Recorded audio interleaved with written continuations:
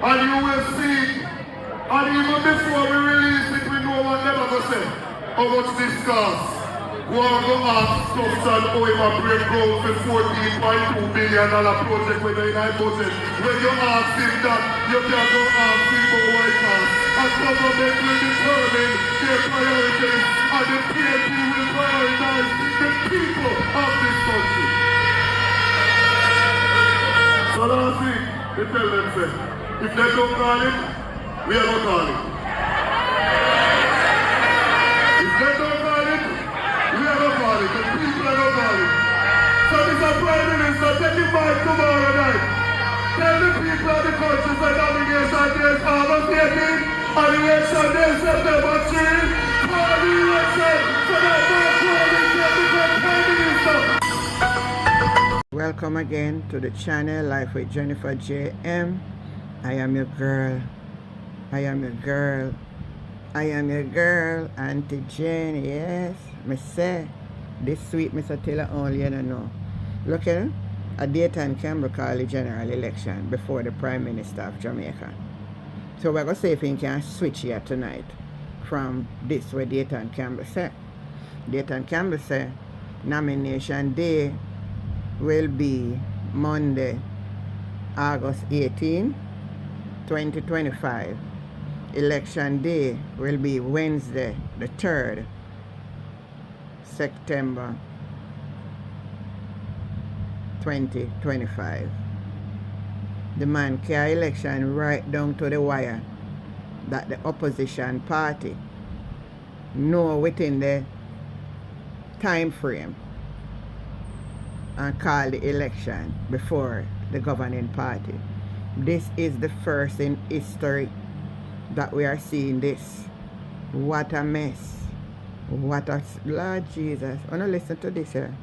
Tonight I gave send apologies to Peter Bunting in regards to the whole junk book thing. The whole junk book thing, the directors creation.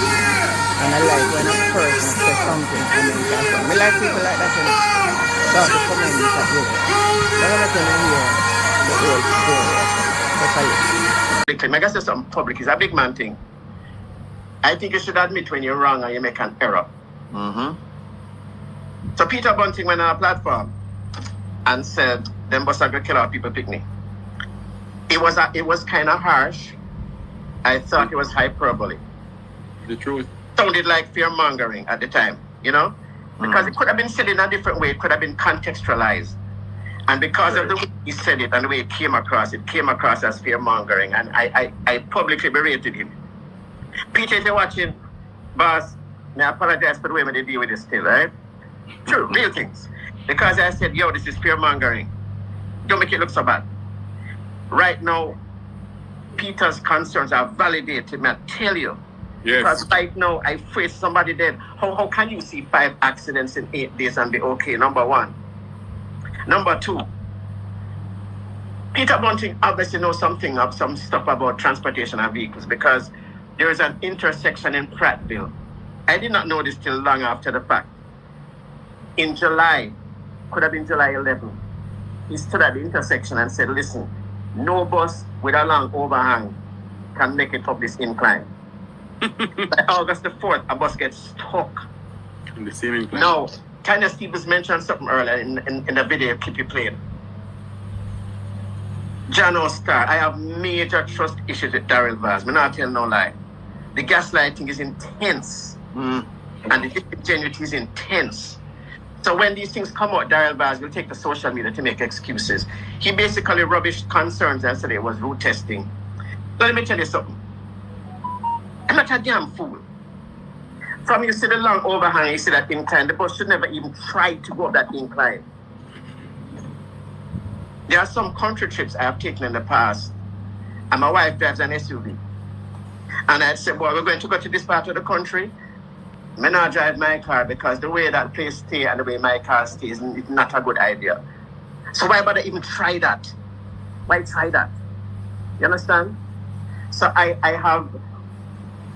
It is irresponsible to bring these buses out here. And what bothers me right now in my country, I don't know where all of you gentlemen are now, The gaslighting is intense. This whole bad mind thing, we have to burn Yes. that. We have to burn the people, we ball out bad mind.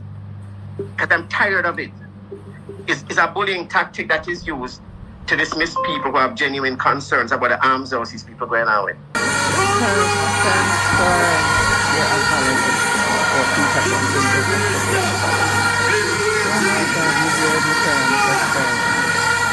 you identify the people who stand up to them.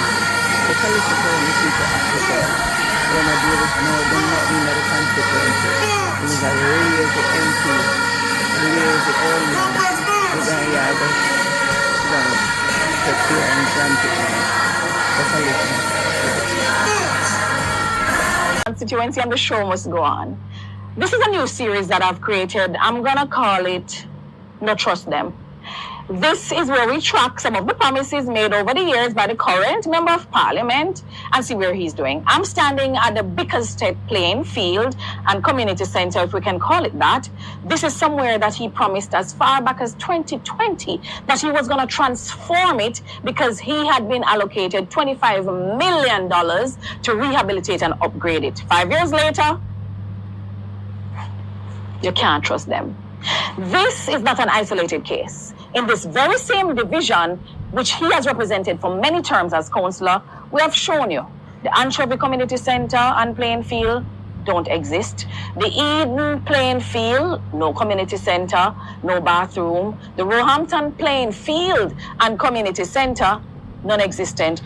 All left to either deteriorate, not come into fruition, and where they're maintained, it's done by the youth club or community members who take it upon themselves. And what is funny is that just this week I was in a meeting where the current MP, One-A-Day, was boasting that he was about to face his 9th election in South St. James. But what is his track record? This government loves to talk about track record. When it comes to community spaces, I think he gets a 0. What you think? Let me know in the comments. I want to say though to Bickerstead that you don't have much longer to wait. As soon as them fly the gate, just know a better life is loading.